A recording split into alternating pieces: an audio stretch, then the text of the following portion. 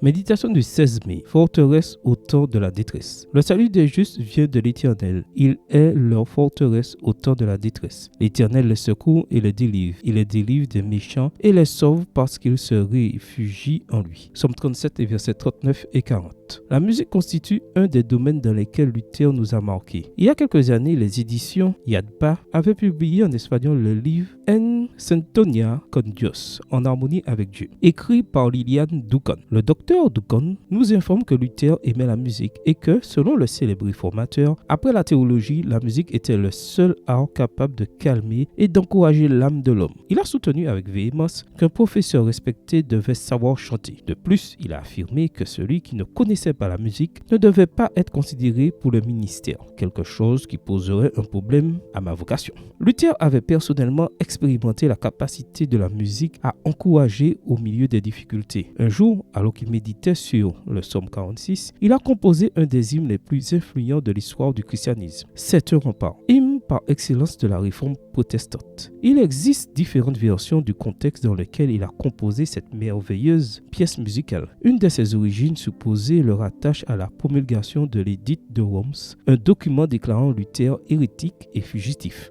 En de telles circonstances, le grand réformateur a cherché consolation et force dans le chant. La traduction d'Ascan Henry Théodore Lutherok reste le standard français. La première strophe dit « C'est un rempart que notre Dieu, une invincible armure, notre délivrance en tout lieu, notre défense sûre. Qu'il est merveilleux et sûr de savoir que nous servons un Dieu fort. » Le psalmiste l'avait déjà dit. Le salut des justes vient de l'Éternel. Il est leur forteresse au temps de la détresse. L'Éternel les secourt et les délivre. Il les délivre des méchants et les sauve, parce qu'ils se réfugient en lui. Psaume 37, les versets 39 et 40. Luther avait un ennemi puissant, mais toute la puissance des armées sataniques s'évanouit devant la puissance de notre Seigneur. Le Psaume 61, verset 3 déclare que Dieu est comme un rocher trop élevé. Le sage Salomon ajoute: le nom de l'Éternel est une tour forte. Le juste y court et s'y trouve hors d'atteinte. Proverbe 18, verset 10. Réfugions-nous dans ce château fort aujourd'hui et toujours.